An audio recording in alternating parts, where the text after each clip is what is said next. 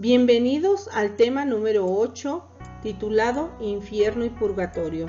Damos gracias a Dios por permitirnos.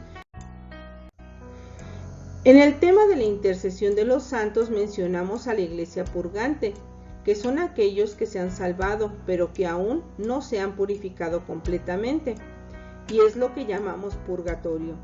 Y si bien la palabra purgatorio no viene escrita literalmente en la Biblia, lo que importa no es la palabra, sino la realidad de lo que significa. Sin embargo, muchos de los desconocedores de la doctrina de la Iglesia Católica aseguran que no es bíblico y que fue inventado en la Edad Media y que no tiene ningún sentido orar por los que se encuentran ahí. En el Catecismo de la Iglesia Católica es mencionada esta doctrina del purgatorio en el numeral 1030 al 1032, donde dice que hay una purificación después de la muerte y que esta purificación involucra un tipo de dolor o incomodidad y que Dios asiste a los que atraviesan esta purificación en respuesta a las acciones de los que están vivos. Esta purificación, si bien no es en un tiempo ni en un lugar específico, sino un estado del alma, no es un obstáculo para la doctrina del purgatorio. Permanece el hecho de que entre la muerte y la gloria debe de haber una purificación, y eso es por definición el purgatorio, la purificación final o santificación final, y no es que tenga un lugar especial en el más allá. El Papa emérito Benedicto XVI describe en su libro de Escatología el purgatorio como un ardiente y transformador encuentro con Cristo, su ardiente amor y santidad que consume toda nuestra escoria e impurezas de nuestras almas y nos hace aptos para la vida en la gloriosa e insuperable luz de la presencia y santidad de Dios. El purgatorio es una doctrina totalmente bíblica, con fundamentos tanto implícitos como explícitos. Implícitamente, sabiendo que seguimos pecando hasta la muerte y que no habrá pecado en la gloria. Entonces, entre la muerte y la gloria debe de haber una purificación. Explícitamente tenemos pasajes como la segunda carta a los Macabeos en el capítulo 12 versículo 46. Por eso mando hacer este sacrificio expiatorio en favor de los muertos, para que quedaran liberados del pecado. Y aunque los protestantes rechazan la inspiración divina del libro de los Macabeos, eso no niega su valor histórico, y desde esa perspectiva meramente histórica, los judíos creían en hacer oración por los muertos antes de su venida de Cristo, y esta es la fe en la que Jesús y los apóstoles fueron criados. También el testimonio de pasajes que describen nuestra responsabilidad ante Cristo en el juicio particular. Iniciemos con la primera carta a los Corintios en el capítulo 3, versículo del 12 al 15. Si uno construye sobre este cimiento con oro, plata, piedras preciosas, madera, heno, paja, la obra de cada cual quedará al descubierto.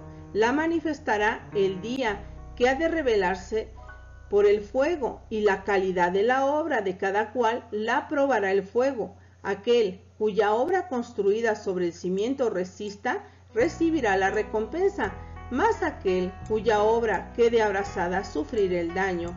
Él, no obstante, quedará a salvo, pero como quien pasa a través del fuego. Pablo dice que nuestras obras serán probadas en el fuego. Visualiza las llamas tocándonos a nosotros mismos. Si nuestro edificio se incendia y estamos obligados a huir de él bajo esta metáfora, al ser probadas nuestras obras, nosotros mismos sentiremos las consecuencias de este examen de la manera más dolorosa, ya que no es divertido tener que escapar de un edificio en llamas, mientras el trabajo de nuestra vida se desploma alrededor, y si bien este fuego del que habla no destruye a la criatura, sino que lo que ella ha construido, comparándolo con madera, paja, es lo que el fuego destruye, o sea, nuestras transgresiones. Y mientras el fuego las destruye, habla de nuestra purificación o el purgatorio. Y como dice más adelante, para después devolvernos el premio de nuestras grandes obras, o sea, estar en la presencia de Dios en plenitud. Por eso, corona este texto diciendo que el salvado que sufre esa pérdida se salvará solamente. Podríamos decir que es un proceso de transformación internamente necesario por el cual una persona se vuelve capaz de Cristo, es decir, capaz de la unión con Dios de manera plena. El mismo Jesús en el Evangelio de Mateo, en el capítulo 12, versículo 32, dice: y el que diga una palabra contra el Hijo del Hombre, se le perdonará, pero el que la diga contra el Espíritu Santo, no se le perdonará, ni en este mundo ni en el otro. Es claro que hay pecados que son perdonados, que conocemos como pecados veniales, y otros que son los pecados mortales. Pero si nada manchado puede entrar en la plenitud del cielo, por lo tanto, debe de haber una purificación, aunque sea un pecado venial. El libro del Apocalipsis en el capítulo 21, versículo 27 dice: nada profano entrará. San Juan nos invita a orar por los muertos, pero aquellos que han muerto en pecados que pueden ser perdonados o veniales, ya que los que han pecado de muerte no tienen ya salvación porque están en el infierno. No se podría decir que rueguen por ellos, porque es demasiado tarde, y esto lo encontramos en la primera carta de San Juan en el capítulo 5, versículo 16. San Juan nos habla de un pecado que es de muerte, el que conocemos como pecado mortal. Los que van al infierno, nos continúa diciendo, por ellos no digo que pidan. Aquellos que niegan el purgatorio argumentan que no hay dolor en el más allá y que esto es falso, de que no haya dolor ni siquiera para los salvados, y lo argumentan con el libro del Apocalipsis en el capítulo 21, versículo 4, donde dice: enjugará toda lágrima de sus ojos y no habrá ya muerte, ni habrá llanto, ni gritos, ni fatigas, porque el mundo viejo ha pasado. Pero hay que observar algo, que esto ocurre en el orden eterno, luego del deceso de la Nueva Jerusalén y la terminación de los actuales cielos y tierra. Antes de eso, la Escritura no nos da ninguna promesa de que estaremos libres de todo dolor. De hecho, Pablo indica justo lo opuesto en la segunda carta a los Corintios, en el capítulo 5, versículo 11. Donde dice: por eso, bien en nuestro cuerpo, bien fuera de él, nos afanamos por agradarle, porque es necesario que todos nosotros seamos puestos al descubierto ante el tribunal de Cristo, para que cada cual reciba conforme a lo que hizo durante su vida mortal, el bien o el mal. Por tanto, conociendo el temor del Señor, tratamos de persuadir a los hombres, pues ante Dios estamos al descubierto, como espero que ante vuestras conciencias también estemos al descubierto. Pablo afirma que compareceremos delante de Dios, ante el tribunal, para ser juzgados acerca de lo que hemos hecho en nuestra vida, si es bueno o es malo. Por lo tanto, la perspectiva de aparecer delante del tribunal de Cristo no es algo muy agradable. Ahora, en el Evangelio de Mateo, en el capítulo 5, versículo del 25 al 26, dice: ponte enseguida de buenas con tu adversario, mientras vas con él por el camino, no sea que tu adversario te entregue al juez y el juez al guardia, y te metan a la cárcel. Yo te aseguro, no saldrás de ahí hasta que hayas pagado el último céntimo. Esta doctrina de Cristo dice que hay una cárcel donde la persona paga y luego sale para ir al cielo, ya que si fuera el infierno, pues no saldría, porque de ahí nadie sale. Y esa cárcel de la que habla el Evangelio le pueden poner el nombre que quieran. La Iglesia Católica lo llama purgatorio. Otra objeción que llegamos a escuchar es que si el purgatorio involucra sufrimientos, contradice los sufrimientos de Cristo e implica que estos no fueron suficientes. Y esto de ninguna manera es así, ya que el purgatorio no disminuye la gracia salvadora de Cristo. Recordemos que es el purgatorio simplemente la etapa final de la santificación.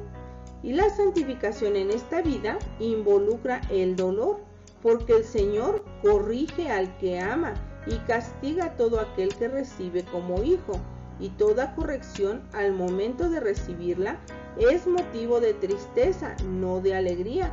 Y esto lo leemos en la carta a los Hebreos, en el capítulo 12, versículo del 6 al 11. Los sufrimientos de Cristo pagaron el precio por toda nuestra santificación. Por lo tanto, el hecho de que se nos dé la santificación final en el purgatorio es a causa de los sufrimientos de Cristo.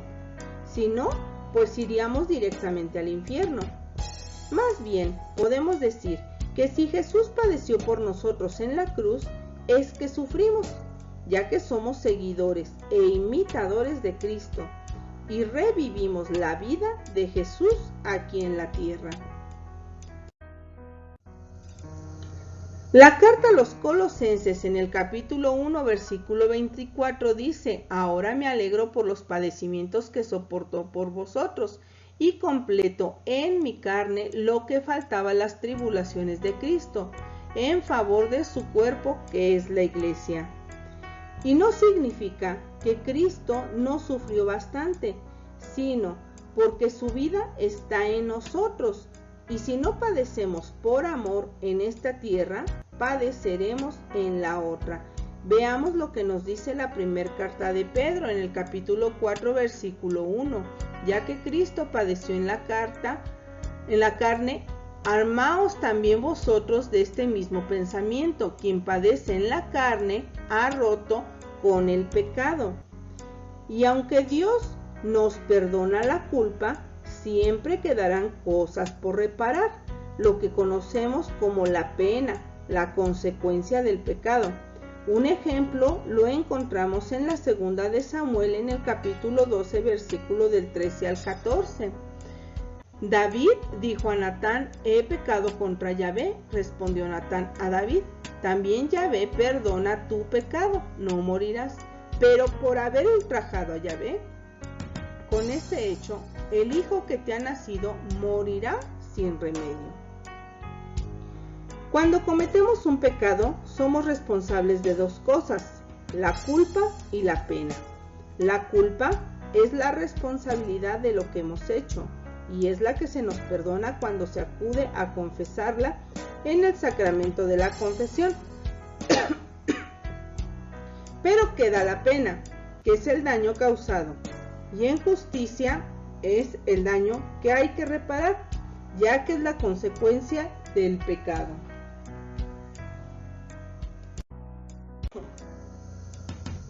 El purgatorio, como he dicho, no es un destino o un estado intermedio entre el cielo y el infierno, ya que todo lo que va al purgatorio va al cielo.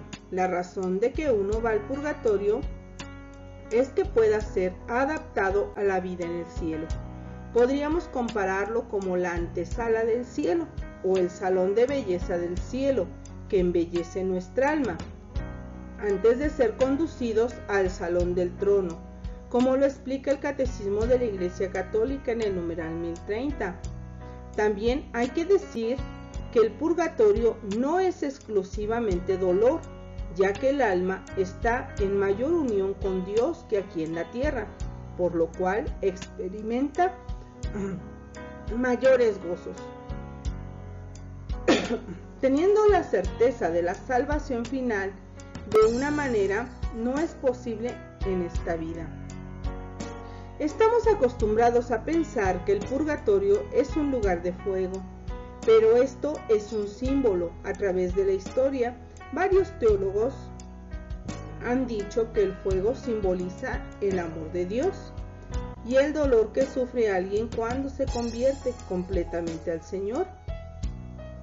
En el libro de Malaquías, en el capítulo 3, versículo 2, dice: ¿quién podrá soportar el día de su venida? ¿Quién se tendrá en pie cuando aparezca? Porque es Él como fuego, de fundidor y como lejía de lavandero. Acercarse completamente a Dios con toda su infinita gloria y majestad no es fácil.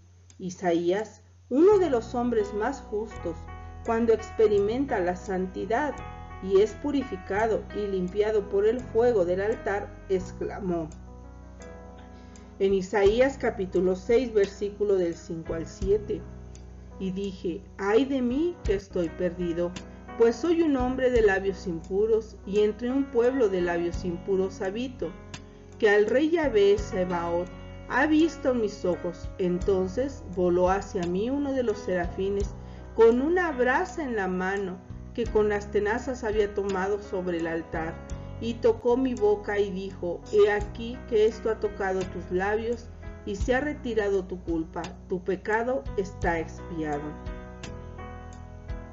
Dios es santo, y nadie que muera sin santidad está listo para dejar su egoísmo y ver a Dios.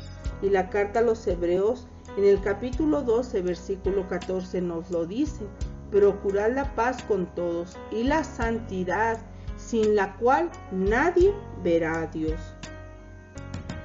Este sufrimiento por el fuego de amor, esta purificación del yo, es dura, ya que si morimos con tan solo un mínimo de egoísmo, aunque seamos perdonados y vayamos al cielo, no estamos listos para aceptar completamente la voluntad de Dios.